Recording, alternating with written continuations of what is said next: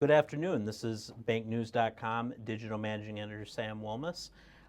Here at banknews.com, we cover community banking news for those of you in the Midwest. And an important part of what we do is communicate with leading industry professionals on news that is pertinent for you, our reader. And today is no exception. Today, joining me is BankIn Minnesota President and CEO Rich Jones. Rich, thank you for coming in. Yeah, thanks for having me. I appreciate it. You bet. Yeah, and last week you just got back from Washington, correct, for the ICBA Capital Summit. How did that go? Yeah, it was a great trip. And I was thinking to myself the other day, I think this was my 9th time in Washington, D.C. With ICBA at the Capital Summit. I think it was 8 years, obviously 8 years as a banker. And then this was my first year as the executive for the association, so it was an exciting trip.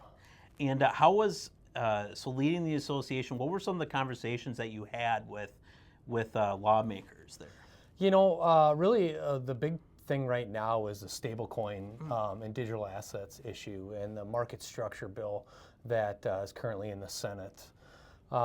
There's some real struggles right now with this concept of stable coins and the stablecoin issuers being able to offer rewards, interest, or yield on these stable coins, which, as you know, is going to disintermediate our deposits, and that's going to take away a lot of the lending from our local community. So we spent a lot of time talking about that whole stablecoin digital asset, talking through some of the tokenized deposits instead, which bankers are going to be able to keep on their balance sheets as assets, and different from stablecoins where those are not going to be able to be held on the balance sheets as assets.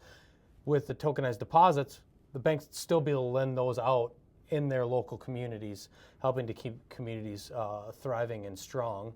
And a couple of other real big kind of ticket items is the housing acts. There was 2 separate bills passed, one in the House, one in the Senate. And there really isn't a good, they don't marry up well, if I may say so. There's some things that are in the housing bill that as community bankers we're really, really in favor of. And probably 4 or 5 of those items didn't actually hit the Senate bill.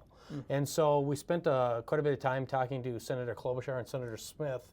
And Senator Smith sits on the Banking Finance Committee, who's seeing that bill right now. And so we spent quite a bit of time talking about the need for some of those items that are in the House bill to marry up in the Senate bill as well. So a couple of big things that we talked about, touched on pretty much with everybody.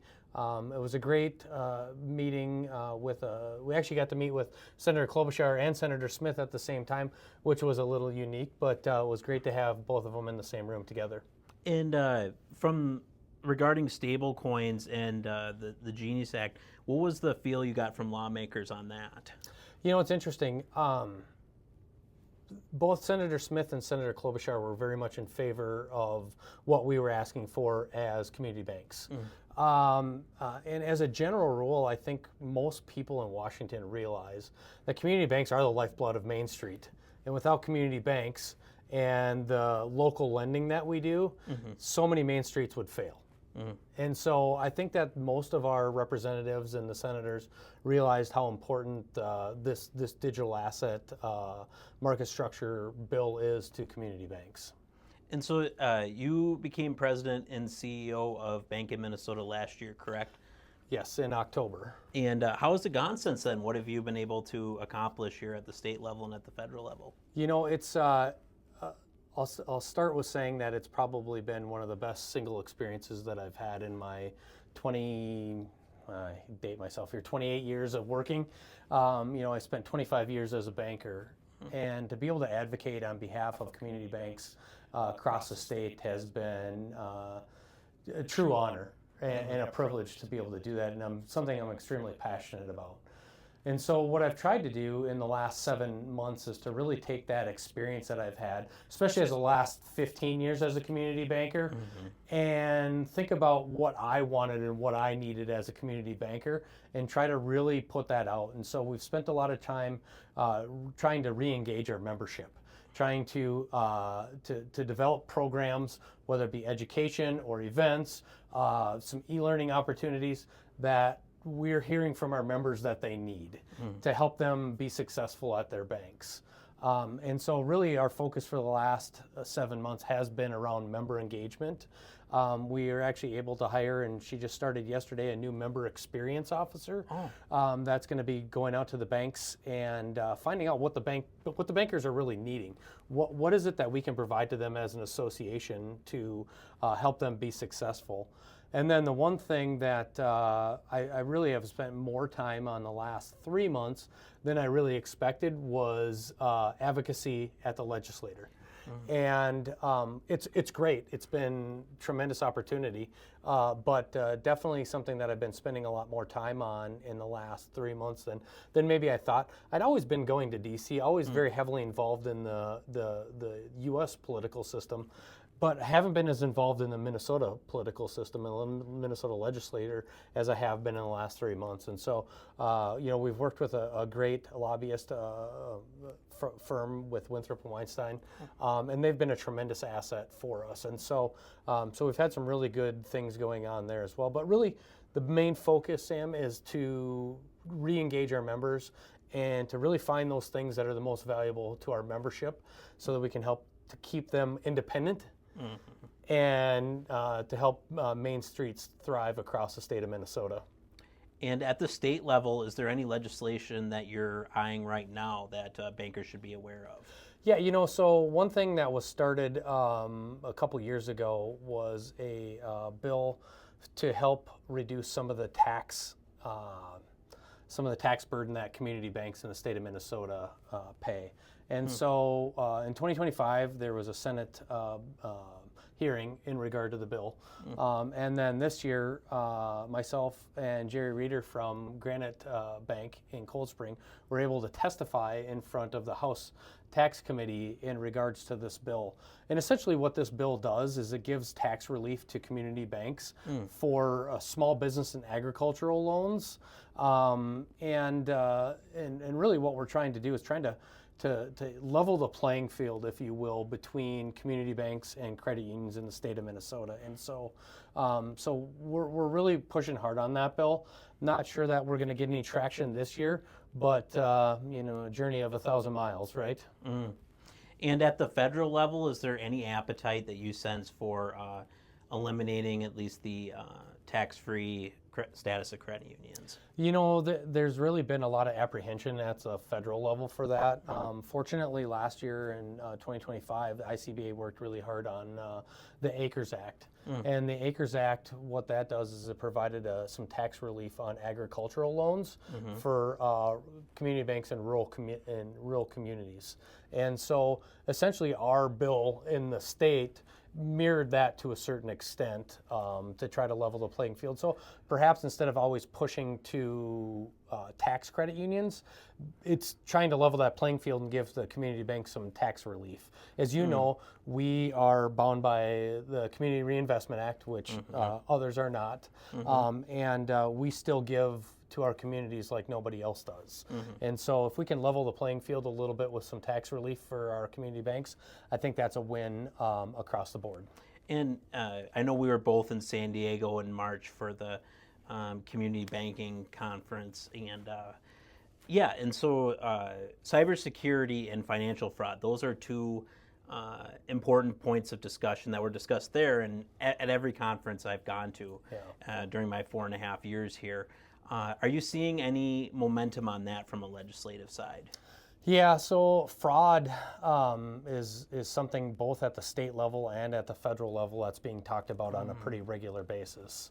And I think that just like anybody, you don't think fraud's out there until it happens to you, right? Yeah. And so as it's becoming more prevalent across the board, we're starting to see some actual traction in both the state and at the federal level with regard to at least having the conversations getting started about fraud prevention and what the government can do to help prevent some of that fraud. I do know that the regulators, the primary regulators, the FDIC, the Federal Reserve, and the OCC have been having several conversations with the ICBA in regards to how they can help prevent fraud. And I believe that the Treasury is also looking at that too. So, and cybersecurity just continues to be a strong challenge for community banks. I think that at the end of the day, community banks are doing a tremendous job of protecting their customers' data. I'm very proud of the work that the community banks are doing with that. Okay.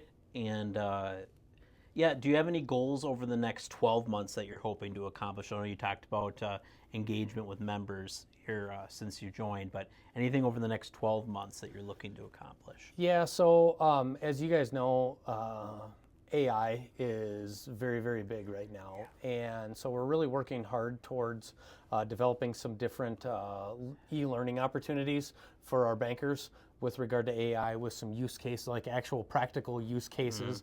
But almost as important, and maybe even more important, is how do you actually get to a spot where you can utilize the things inside your network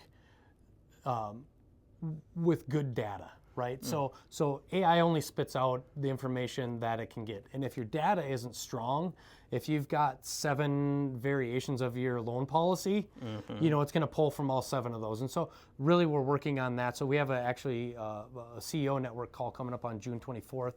That's 2 hours of experts talking about AI, actual use cases in the bank, and then how do you what are the steps you need to take in order to start using AI. So that's a pretty big one. And then I'm also working on succession planning series, an e-learning series for succession planning that'll hopefully kick off in the 4th quarter of this year, where we talk about not just leadership succession, but also ownership succession, because those 2 things are going to be critical going forward to keep community banks actual community banks, and to maybe reduce the amount of mergers and acquisitions that are happening out there as well. I think if we can help with some of that, that'll be great. But mostly my main goal is to figure out what the things that are important to our members are, and put events and or education in place for that. So those are some big things that we're working on over the next 12 months.